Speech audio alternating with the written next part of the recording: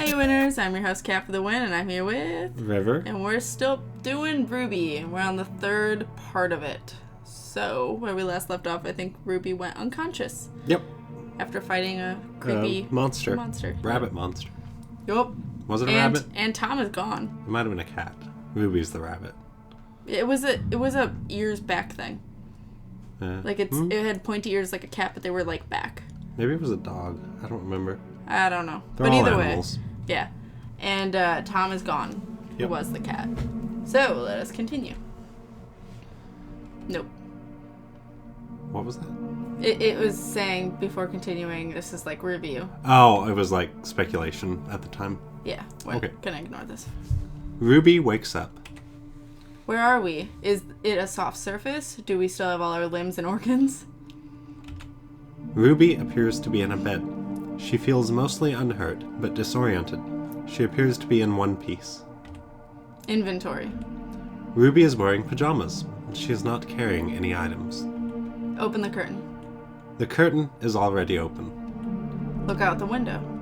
Morning sunlight streams in through the window. It's too bright to see much with her eyes adjusted to the darkness.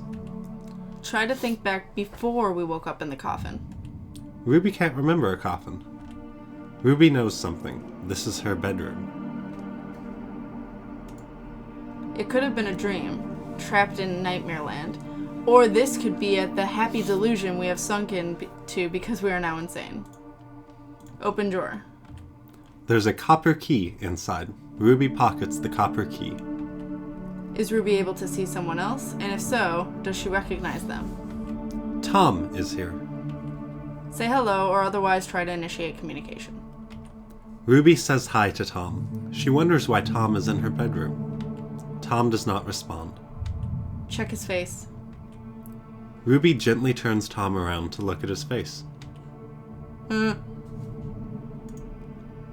Roll for initiative.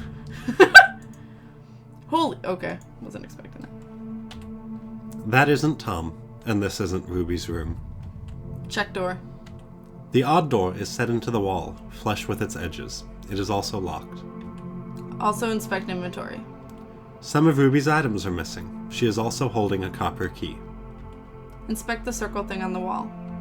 There's a strange circular thing on the wall opposite the broken window/mirror, which looks almost like a clock. There are no hands, but there is a circular peg in the center. There are no numbers, only 4 odd symbols.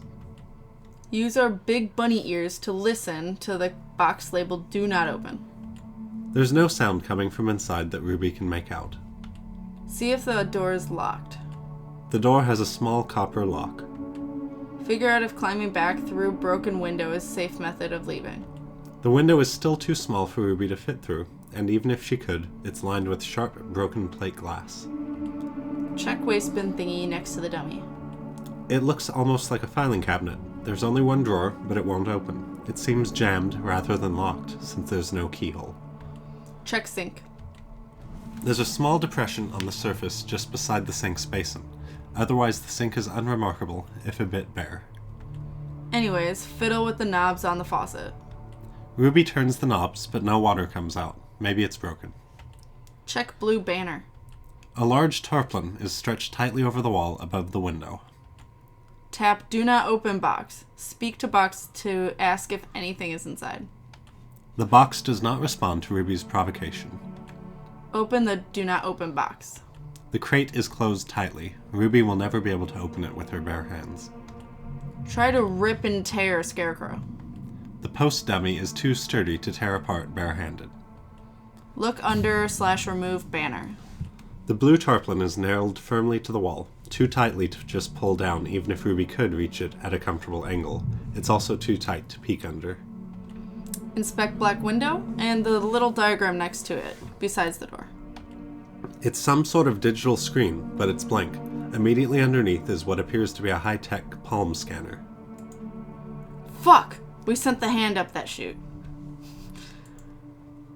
Use copper key on the copper lock. The door unlocks and the key becomes predictably stuck. The door can be opened now. Try using Ruby's hand on the palm scanner.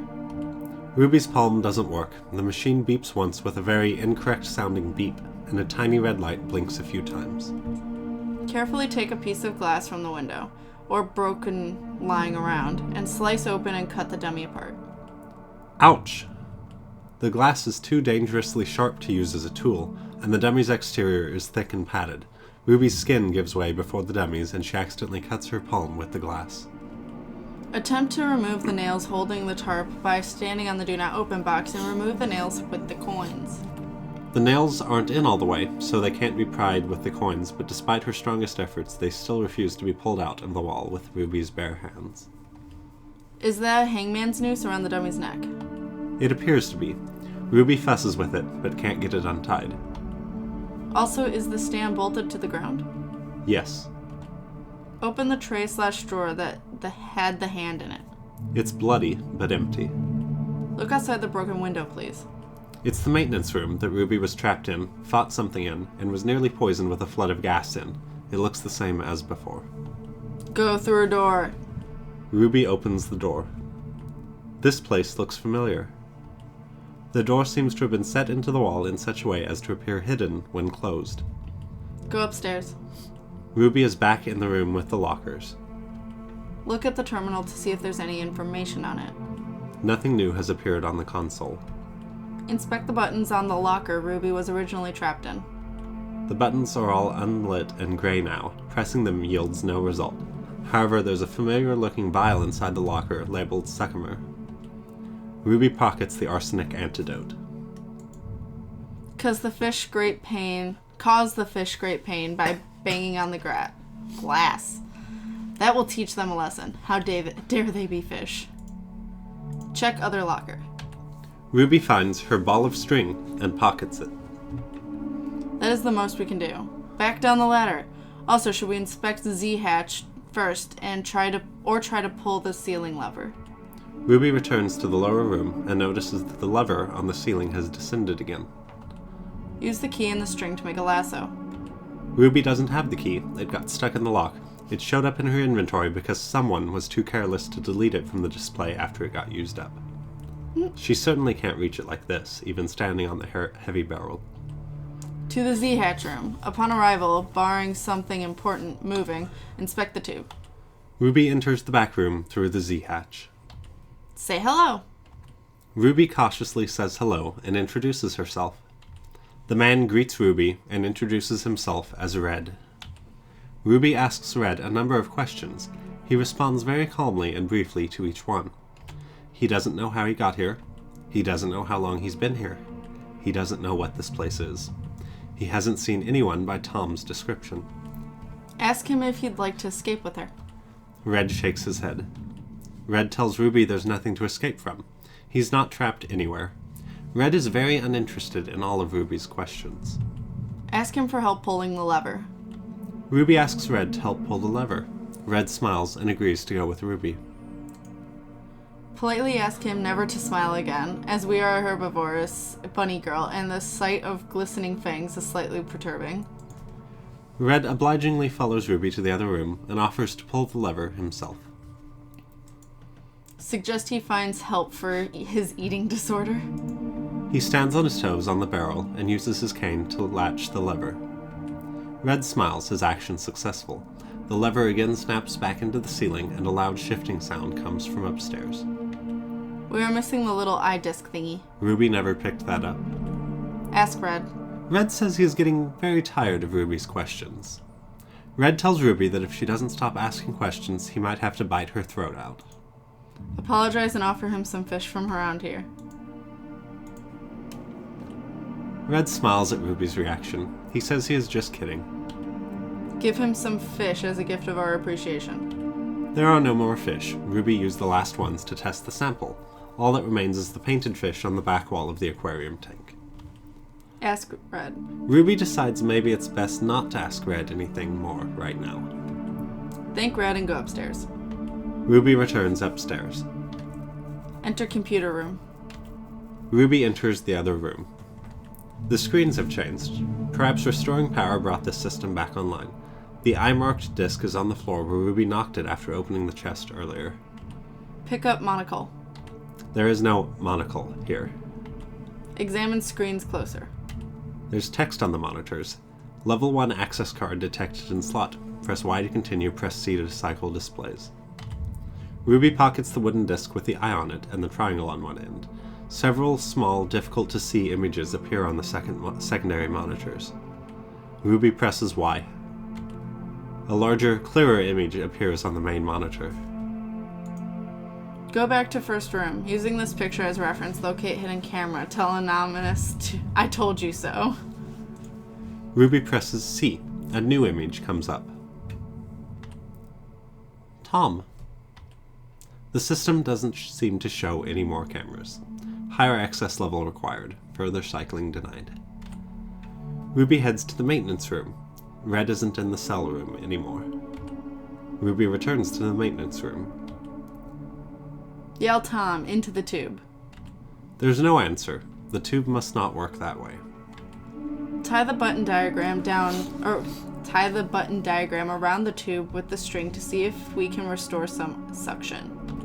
The thick paper of the diagram curves around the pipe and suddenly gets stuck over the hole as the suction is restored. The hole is sealed with the makeshift patch, but it might not last very long. Ruby ties it in place with string just to be safe. Get hand back if possible. Fuck yes, send antidote now. Ruby puts the arsenic antidote in the pneumatic tube, and on closing the door, it shoots up and out of sight. Howl Tom knows it's from us and is the antidote. We need to send something that will tell him it's from Ruby. Piece of her clothing? I see what you did there. Ruby returns to the room with the monitors.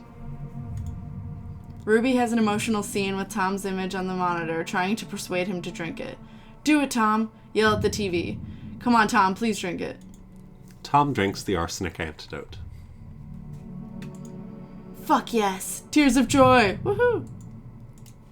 Examine the door, the bottom of the door, the symbol on the wall for any changes, and the thingy on the wall near the toolbox. The bottom of the door is warped and rusted, as if from water damage. Neither the symbol on the wall nor its inset cross-shaped socket have changed. The panel in the lower right features 5 familiarly labeled buttons. Red appears in the doorway. Ask Red. Red reminds Ruby that he doesn't want her to keep asking questions. Red smiles. Say alright, and that you'll be leaving the room now to explore. Red says he doesn't think so. Red smiles. Red says he is just kidding, again. Red moves aside for Ruby and says, ladies first. Red follows Ruby downstairs. Red asks Ruby if he can have the coins she's carrying. Tell Red Ruby don't like people asking her questions. Give him the coins. Ruby hands Red her 2 coins. Ruby enters the dummy room. Red follows Ruby in. Inspect the dummy. See if there's reason it is rotating. The dummy's bolted base appears to be on a swivel, so if pushed, it can rotate. Ask Red if he could please help remove the tarp. Ruby requests Red's help in taking the tarp down. Red smiles and decides to oblige. Red snags the tarp with his cane and prepares to hop to the ground in order to tear the whole thing down. Red jumps, tearing the nails from the walls and ripping the fabric into useless pieces. I'm just gonna wait for him to stop. Okay. The tarp comes down. Red begins to laugh.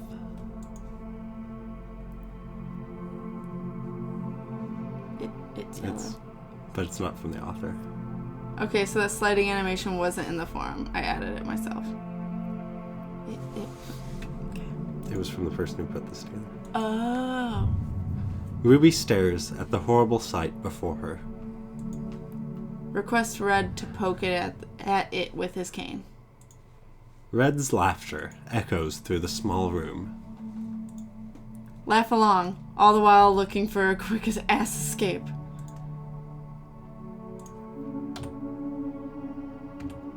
Red stopped laughing. Chop that bitch in half. Ruby's not going to attack another innocent survivor. Besides, Red's been helpful so far. Is that a fish on the wall? A drawing of one, yes. Is that a mask on it, the head? No, there are grisly surgical scars all around the corpse's face and exposed flesh. Red says he is bored. Red leaves the room. Examine writing around corpse. Ruby can't make out any of the scrawled red writing by the body, or any of the strange diagrams marked around it. Get the cross thingy from the corpse. Ruby grabs the cross peg. The body on the wall grabs Ruby's arm. Ruby.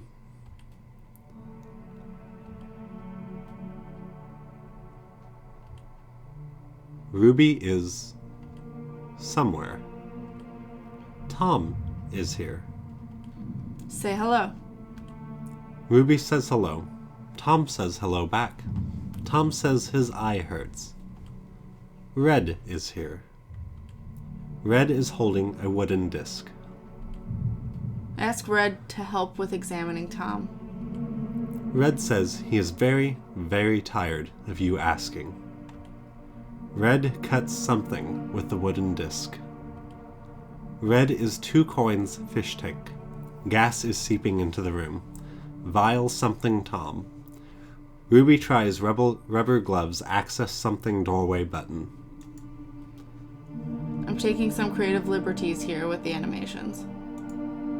Wake up! This isn't real.